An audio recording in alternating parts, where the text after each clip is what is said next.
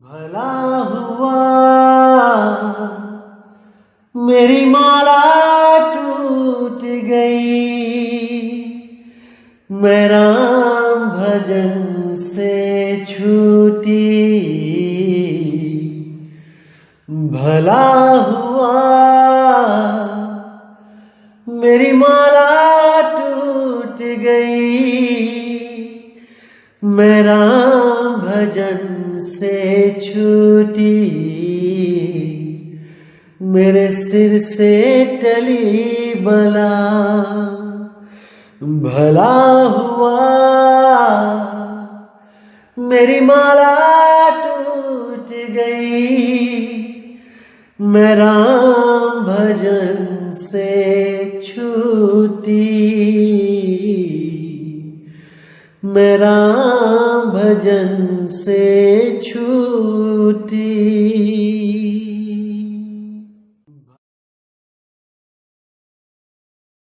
नमस्कार मेरे प्यारे भाइयों, मेरे परमात्मा के प्यारे जीव हंसों।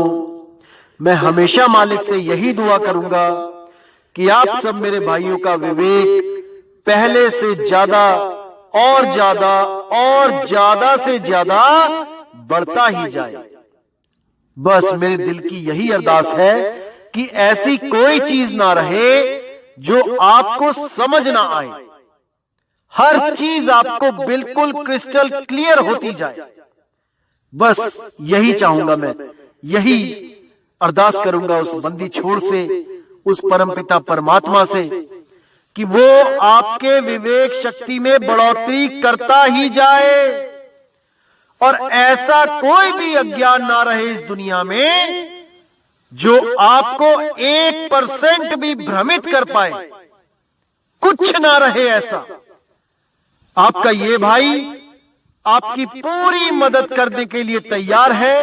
बस आप निष्पक्ष भाव से इस सत्संग को सुनते रहिए और उस पर विचार करते रहिए। विवेक लगाइए कि जो मैंने बात कही है वो सत्य है या असत्य है। जवाब मेरे भाई आपके अंदर से ही आएगा। उस परमात्मा का जवाब आपके अंदर से आएगा। बस उसको पहचानने की कोशिश करो। साहिब बंदगी। और दोस्तों, आपको बताना चाहूंगा कि काफी दिनों से कुछ लिंक व्हाट्सएप पे शेयर किए जा रहे हैं जिसमें कुछ गुरुओं की फोटो लगाई गई है और कुछ भड़काऊ से शब्दों से टाइटल दिया गया है। दोस्तों, ऐसे किसी भी चैनल से हमारा कोई लेना देना नहीं है।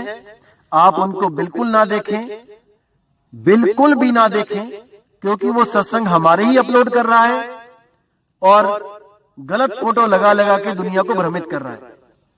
बिल्कुल भी उनका चैनल ना तो सब्सक्राइब करें और जिन्होंने किया है वो अनसब्सक्राइब कर दें। बिना मेरी परमिशन के जो सत्संग अपलोड किए जा रहे हैं ये बिल्कुल गलत बात है। आप ये सब बंद करें। और कोई भी मेरा भाई अगर अपने चैनल पे कोई सत्संग मेरा चलाना चाहता है तो पहले परमिशन लो। प्रचार में योगदान करना है तो बिल्कुल सही तरीके से करो। किसी भी गुरु की फोटो नहीं लगानी है। सब गुरु मेरे बड़े अपनी अपनी ठौर। शब्द विवेकी पारखी सो माथे कम और। हमने हर गुरु की इज्जत करनी है। हमें किसी भी गुरु से हमारा बैर नहीं है भाई।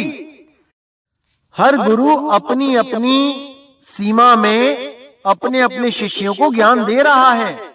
जहां तक उसकी पहुंच है वो अपने अपने शिष्यों को पहुंचा रहा है। क्या दिक्कत है इसमें? इसलिए मेरे भाई ये जो गलत काम है इसको बंद करो और अगर करना ही है तो सही से करो। जैसे मैं किसी की फोटो नहीं लगाता हूं, आप भी मत लगाएं। साहिब। तो भाइयों, आज जो वाणी लेंगे वो घट रामायण से है। तुलसीदास जी की जो रचना है, तुलसी साहिब हाथरस वाले। तो उस ग्रंथ पे जब पेज नंबर 59 पे देखेंगे तो वहां पे जो वाणी लिखी है, अंतर गुफा तहां चली जाऊं जहां साहिब के दर्शन पाऊं, पांचों नाम जीव जब भाखा, छठवां नाम गुप्त कर राखा। पांचों नाम काल के जानो, तब दानी मन शंका आनो। तो देखिए यहां पर बिल्कुल क्लियर है कि ये पांच नाम परमात्मा के द्वारा नहीं बताए गए हैं। ये पांचों नाम जीव के द्वारा उच्चारण किए गए हैं। जीव यानी एक मनुष्य, क्योंकि बाकी जीव तो 52 अक्षर उच्चारण कर ही नहीं सकते, केवल एक मनुष्य ही 52 अक्षर उच्चारण कर सकता है। इसीलिए उस जीव ने जब 5 अक्षरों को भाखा, तब वो अपने ही बनाए जाल में फंस गया। 52 अक्षर के ही इस अदृश्य जाल में फंस गया। और वो छठवां जो नाम है, जिसकी वजह से ये 5 नाम पैदा हुए हैं, वो गुप्त रह गया। वो गुप्त रह गया क्योंकि जीव उसके बारे में नहीं जान सकता। जब तक पीव आके उसको मूल ज्ञान ना समझा दे, तब तक जीव इन्हीं नामों में उलझा रहता है। चाहे वो ये 5 नाम होए, चाहे ये 5 से बनने वाले 5 लाख नाम हो जाएं, चाहे 5 करोड़ नाम हो जाएं, जीव इन नामों में ही उलझा रहेगा। अगर जीव को इस नाम के जाल से निकलना है तो भाई ऐसा गुरु ढूंढना पड़ेगा जो 52 के जाल को तोड़ सके, जो उस जाल से इस जीव को बाहर निकाल सके। जब 52 का टूटे डोरा, सहजे छूटे काल झकोरा। फिर नहीं आवे फिर नहीं जावे, और सार शब्द में रहा समावे। उस सार शब्द रूपी परमात्मा में ही सुरती हमेशा के लिए समा जाती है। उसका आवन जावन खत्म हो जाता है, वो मुक्त हो जाती है। अरे सुरत फंसी संसार में, तासे पर गए दूर। सुरती बांध स्थिर करो, 8 पहर हुजूर। कहां स्थिर करना है? शब्द में स्थिर करना है। शब्द ही वो स्थान है, शब्द ही वो परमात्मा है, शब्द ही वो वस्तु है, जो गुप्त वस्तु बिना वेदी गुरु के नहीं मिल सकती, मिल ही नहीं सकती। इसलिए बिना गुरु के अगर कोई कहे कि मुक्ति चाहिए, नहीं मिल सकती। कितनी ही किताबें पढ़ लो, कितने ही ग्रंथ पढ़ लो, कितने ही वेद पुराण गीता भागवत बीजक कबीर मंसूर कबीर सागर जो मर्जी पढ़ लो, आप केवल शब्द ही पढ़ सकते हो। उसके गुप्त भेद गुप्त राजों को नहीं जान सकते जब तक वो स्वयं बंदी छोड़ाकर भेद ना बता दे। और जो गुरु 52 से अलग नहीं कर सकते अपने शिष्य को, वो काल के ही दूत हैं। जो नर पड़े 52 के फेरा, सो नर जानो काल के चेरा। वही काल के चेले हैं, वही काल के दूत हैं जो 52 अक्षरों में उलझे हुए हैं और दूसरों को भी उलझा देते हैं। तो आगे कहते हैं, निर्गुण निराकार निर्बानी, धर्म रायो 5 बखानी। जीव नाम निज कहे बिचारी, जान बूझ दानी झक मारी। जाओ जीव यह राह तुम्हारी, हम नहीं रोकें बात बिचारी। अब यहां क्लियर है कि जो निर्गुण निराकार, जो निरंजन है, ये जितने अधूरे गुरु हैं, ये सब उसी के साथ जोड़ते हैं कि परमात्मा निराकार है, परमात्मा निर्गुण है, ज्योति स्वरूपी है। इसी में उलझाते हैं। इसीलिए इनसे बचने के लिए कबीर साहब ने जो उपदेश दिया है कि ऐसे गुरुओं से भाई बच के रहो और केवल उस गुरु की शरण में लगो जो शब्द भेदी गुरु है, जो अक्षर भेदी गुरु नहीं है कि चंद अक्षरों के बने हुए नाम पकड़ा दिए अपने शिष्य को जीवन बर्बाद करने के लिए। नहीं भाई, ऐसा गुरु हमें नहीं चाहिए। कि नाम दे दिया ओम कलियम हरियम शरियम सोहम सत्यम, या दे दिया ज्योत निरंजन ओंकार आरंकार सोहं सतनाम, या पकड़ा दिया सतपुरुष अकाल मूर्त शब्द स्वरूपी राम, या पकड़ा दिया ओम नमो भगवते वासुदेवाय नमः, या पकड़ा दिया हरे कृष्णा हरे राम। कोई भी नाम अगर गुरु ने पकड़ा दिया तो समझ जाओ मेरे भाई कि आप 52 अक्षर में ही उलझा दिए गए हो। चाहे वो सत्य कबीर ही क्यों ना हो, सत्य कबीर का भेद जब तक नहीं मिलता मुक्ति नहीं हो सकती। लेकिन जब तक सत्य कबीर का भेद ना मिल जाए, इसको भी एक आसरा समझो। जब तक सत्य कबीर का भेद ना मिल जाए, जैसे कोई भी वस्तु जो आप ढूंढते हो, अगर उसका नाम पता है तो भाई 99% चांस होते हैं कि आपको वो वस्तु मिलेगी। और अगर कुछ ढूंढने लग जाओ और उसका नाम ही नहीं पता और कोई पूछे भी तो भैया क्या ढूंढ रहे हो, जब नाम ही नहीं पता तो क्या बताओगे कि क्या ढूंढ रहा हूं, वो नहीं मिल पाएगा। इसीलिए बोला है आदि नाम है सत्य कबीरा। आदि नाम पहचानो भाई, जब तक उसको पहचानोगे नहीं, जब तक उसका नाम नहीं जानोगे, वस्तु नहीं मिलेगी, नहीं मिलेगी। इसीलिए बोला गया है कि पहले वस्तु का नाम जान लो, फिर करो वस्तु का मोल, फिर उसको ढूंढो। जैसे घर से कुछ निकलते हो सामान लेने के लिए, तो पहले दिमाग में एक नाम होता है कि इस नाम की वस्तु हमें चाहिए। अब वही नाम की जो वस्तु है वो लेने जब आप जाते हो तो दुकान से आप वस्तु लेके आते हो, नाम लेके नहीं आते हो कि उसने वही नाम पकड़ा दिए जपने के लिए।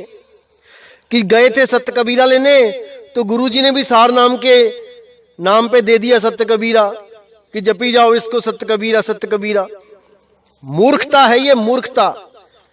बिल्कुल नहीं फंसना है दोस्तों इस जाल में, बिल्कुल नहीं। और आपको बताना चाहूंगा, जो द्वारों का जाल काल के द्वारा बनाया गया है, नकली द्वारों का, 12वां द्वार, 13वां द्वार, 14वां द्वार, 15वां द्वार, 16वां द्वार, ये सब भरम जाल है मेरे भाई, सब भरम जाल है। आपने इस वाणी पे पूरा गौर से विवेक लगाना है, विचार करना है, आपको समझ में आ जाएगा कि कैसा जाल बुना गया है। कितने ही गुरु यहां इंगला पिंगला सुषमना को 10वां द्वार बता के अपने शिष्यों को उलझा लेते हैं।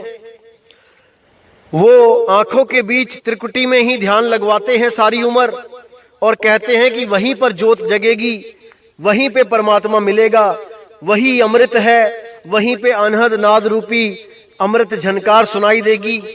इसी में अपने शिष्यों को सारी उम्र के लिए उलझा देते हैं और उनके शिष्य ये सोचते रहते हैं कि देखो हमारे कितने अच्छे भाग है जो हमें सतगुरु मिला। लेकिन बेचारे वो जीव वो नहीं समझ पाते कि उनको सतगुरु नहीं, उनको काल का दूत मिल गया है जो आपकी सुरती को उस त्रिवेणी के घाट में लगा के बैठा दिया है, जिसने जहां पर काल का वास है। करनैनो दीदार महल में प्यारा है में भी बोला गया है कि निज मन करत जहां ठकुराई सो नैनन पिछवाड़ा है। इन नैनों के पीछे निज मन यानी कि काल बैठा है। गलती से भी कोई आंखों के पीछे जो दरवाजा है उसमें परमात्मा ज्योत स्वरूपी ना समझ लेना। गलती से भी मत समझ लेना कि वहां ज्योत स्वरूपी परमात्मा बैठा है, नहीं तो आपको केवल और केवल निराशा ही हाथ लगेगी मेरे भाई। इसलिए इसको एक चेतावनी समझिए कि जो भी गुरु त्रिकुटी पे ध्यान लगाने को बोल देता है, जो 10वें द्वार को आंखों के पीछे बोलता है, इंगला पिंगला सुषमना को 10वां द्वार बोलता है, उस गुरु से सावधान हो जाओ मेरे भाई, सावधान हो जाओ। चाहे नाम कोई भी हो, चाहे वो सोहंग जपवा रहा हो श्वासों के द्वारा, चाहे वो 5 नाम जपवा रहा हो, चाहे 3 नाम जपवा रहा हो, अगर उसने त्रिकुटी में ध्यान लगवा दिया तो भाई अंत समय हाथ मलने के अलावा कुछ पल्ले नहीं रहेगा। इसलिए मेरे भाई वाणियों को समझो और उस असली दरवाजे की खोज करो जिसको शब्द द्वार बोला गया है, जो 11वां दरवाजा है और जो असली 10वें दरवाजे के पार है। वो आर नहीं है, वो शरीर के अंदर नहीं है। तो इस वाणी में हम देखेंगे कि कैसे काल ने जाल बना रखा है। कबीर साहब ने 10वें द्वार के पार 11वें द्वार का जिक्र किया है, वही सत्य है और सत्य से आगे जो चला जाता है उसके लिए कबीर साहब ने बोला है, आगे खोजे गिर पड़े, पीछे खोजे भुलाए, और सार शब्द से आगे खोजे बांधा जमपुर जाए। जो उस 11वें द्वार को यानी सार शब्द को छोड़ के कहीं और जाने की बात करता है, कुछ और ढूंढता है, वो मां के गर्भ में वापस आ जाता है। तो देखिएगा यहां पे वाणी क्या कहती है। द्वार भेद, प्रथम सहस कंवल में द्वारा, दूसर अकह कंवल के पारा, तीसर द्वार गगन के नीचे, चौथा द्वार अधर के बीचे, जहां बैठा कंदर काला, जिन्हीं बिछाया जग जम जाला, पंचम द्वार 10 दिस बाहिर, मन सब बैठा जग में जाहिर, भवर गुफा बिच 6वां द्वारा, कवल भवर तहां बसे नियारा, 7वां द्वार 10 के दहिना, 5 भूत सूत बिन सेना, 8वां मूल चक्र के माही, बैठा मूल मोह रसराही, 9वां द्वार ताल में होई, श्वासा पवन चलावे सोई, ये 9 द्वार काल के जाना, 10वां द्वार अधर बखाना, द्वारा चारी गुप्त गुहराई, जाने साध संत जिन पाई, ऐसे 14 भेद पुकारा, 15 द्वार सत्य के पारा, 16 खिड़की अगम निशानी, जामे सत साहिब की बाणी, ताके परे द्वार नहीं देखा, जहां एक साहिब नाम न भेखा, संत सैल वह अगम निशानी, बसे संत वही धाम अनामी। अब यहां पर इन्होंने बोल दिया कि भैया 10, 11, 12, 13, 14, 15 से बात नहीं बनेगी, 16 द्वार हैं, 16 खिड़की हैं। वहां पर देखा कि सत साहिब है, बैठा है वहां पे, और ताके परे द्वार नहीं देखा, इसके आगे कोई द्वार नहीं है, 16 तक ही एंड है। अब ये सब दोस्तों मन का खेल है, ये सब मन ने इन संतों को जो भरमा दिया है, वही इन्होंने अपनी वाणियों में लिख लिख के आगे जीवों को भरमा दिया है। बिल्कुल क्लियर है। कबीर साहब कहते हैं 10वें द्वार के पार जो 11वां द्वार है वही सत्य है, और वो कोई द्वार नहीं है कि दरवाजा है, वो तुम्हारा निज स्वरूप है। तुम्हें किसी द्वार में आने जाने की जरूरत नहीं रहेगी अगर तुम उस निज स्वरूप को प्राप्त कर लोगे। वही तुम्हारा निज स्वरूप है, उसी को भेद में रख के छुपा के उसको द्वार का नाम दे दिया, ताकि ये काल के दूत द्वारों के चक्कर में पड़े रहें और निज स्वरूप की इनको खबर ही ना हो। लेकिन कबीर साहब ने पूरा इशारा दिया है कि 9 द्वार संसार सब 10वें योगी साध, एकादश खिड़की बनी जानत संत सुजान। वो एकादश खिड़की यानी 11वां द्वार यानी कि वो शब्द रूप निज रूप, वो इन सब से न्यारा है। लेकिन काल ने ऐसा जाल बुना हुआ है कि जीव ज्यादा के चक्कर में कि मेरे गुरुजी 10 ही बताते हैं, उसके गुरुजी 11 बताते हैं, तो वो पूर्ण हो गए। उसके गुरुजी 11 बताते हैं, किसी और के गुरुजी 12, 13, 14 बताते हैं तो वो पूर्ण हो गए, और वो आगे जाके 16 बताते हैं तो वो पूर्ण सतगुरु हो गए। अरे भाई, कल को कोई 25, 30, 40, 50, 100 भी लिख देगा वाणियों में, तो क्या करोगे? ज्यादा के चक्कर में भरम भूल में उलझ जाओगे, इस काल के जाल में फंस जाओगे मेरे भाई।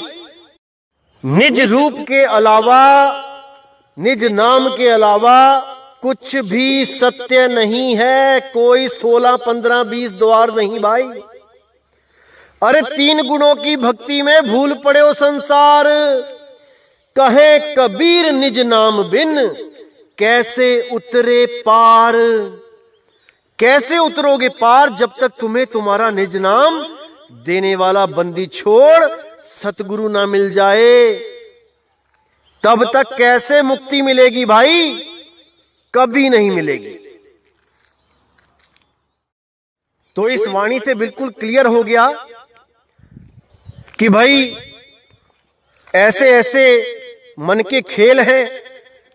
मन जो भरमाता है, आगे से आगे द्वार दिखाता रहता है और जीव बेचारा उस मन की चाल में उलझता चला जाता है।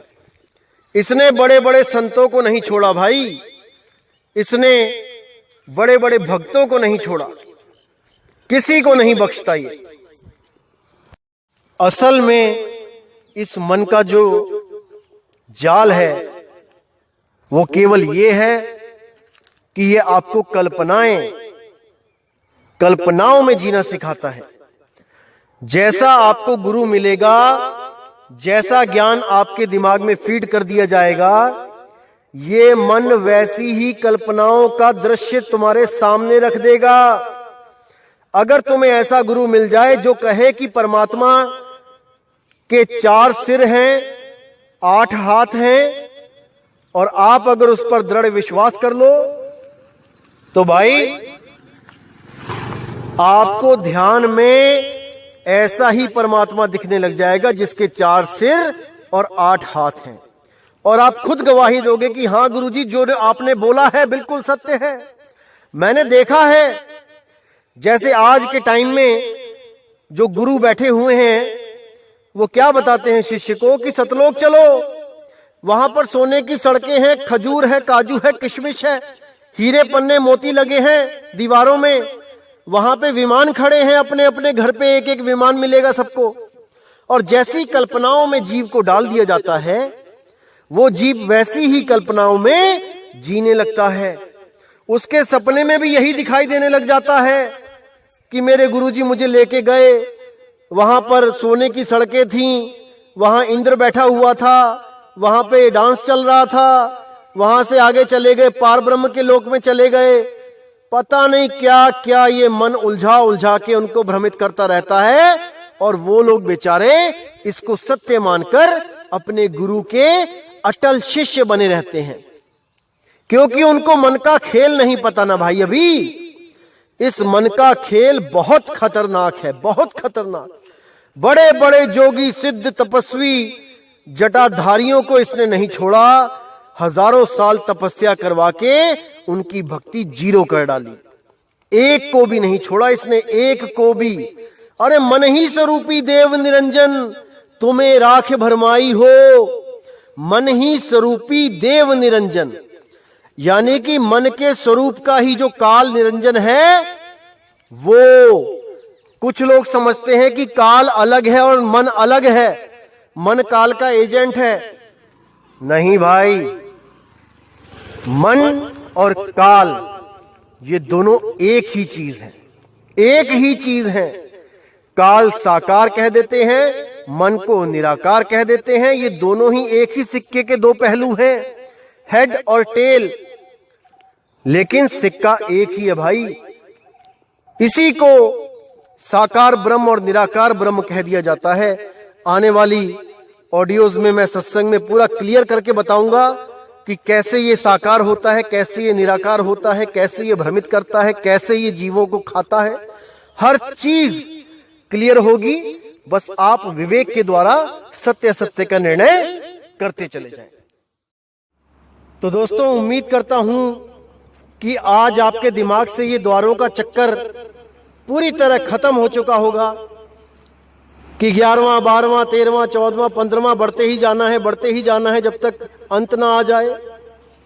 दोस्तों, ये सब भरमजाल है, इसको अपने दिमाग से बिल्कुल निकाल दो। और जो भी संत आपको तुलसी साहिब जी की वाणी दिखाकर इंगला पिंगला सुषमना के द्वार में जाने के लिए जो इशारा कर दे गुरु, समझ जाना दोस्तों वो काल का ही दूत है। और वाणी कौन सी दिखा के? रास्ता शाहरग में है दिलबर पे जाने के लिए, दिल का हुजरा साफ कर जाना के आने के लिए। दोस्तों इस वाणी को दिखा दिखा के लोग भ्रमित करते हैं, ये अधूरे गुरु और ये इंगला पिंगला सुषमना में आपकी सुरती को लगा देते हैं, जो आपको हमेशा हमेशा के लिए भ्रमित कर देता है। ये रास्ता ऐसा रास्ता है दोस्तों, उस भूल भुलैया की तरह है, एक बार जो इसमें चला गया वो बाहर नहीं निकल सकता। ब्रह्मा विष्णु महेश ने भी इसी इंगला पिंगला सुषमना में ध्यान लगाया था, जन्मों जन्मों तक वो भी इससे बाहर नहीं आ सके और बार बार गर्भ जून में अवतार धारण करते रहे। साहिब कहते हैं साधु सिद्ध त्रिदेव आदि सब 5 शब्द में अटके, मुद्रा साध रहे घट भीतर, फिर औंधे मुंह लटके। इन्हीं 5 नामों के द्वारा और 5 मुद्राओं में, जिसमें इंगला पिंगला सुषमना के अंदर जाने को भी एक मुद्रा कहा गया है, इन्हीं मुद्राओं में सब उलझे हैं, सब A to Z। इन्हीं से बाहर निकालने के लिए बंदी छोड़ सतगुरु को एक मनुष्य रूप धारण करके इस दुनिया में आना पड़ता है। और आकर वो एक ऐसा रास्ता बताता है जिससे आपको अपने ही स्वरूप की प्राप्ति हो जाए। अपने निज स्वरूप को प्राप्त करके आप हमेशा के लिए जन्म मरण से मुक्त हो जाएं। उसका केवल यही काम है इस दुनिया में आने का, ना कि अपना नाम जपवाने का। अरे भाई वो अपना नाम जपवाने नहीं आता है, वो आपको आपका नाम देने आता है। आपको आपका नाम, आपका निज नाम। तो दोस्तों उम्मीद करूंगा कि आज के सत्संग से आपको कुछ और विवेक की जागृति हुई होगी, काफी भ्रम निकल गए होंगे इस दिमाग से और सत्य की तरफ एक और कदम आपने बढ़ा दिया होगा। तो दोस्तों मैं आपसे विदा चाहूंगा। जय गुरु बंदी छोड़ वैराग साहिब, जय गुरु बंदी छोड़ साधु शरण साहिब जी, जय गुरु बंदी छोड़ मदन साहिब जी, जय जय सतगुरु बंदी छोड़ सतगुरु सत्य कबीर साहिब की सदा ही जय हो, सदा ही जय हो मेरे मालिक की साहिब बंदगी सतनाम।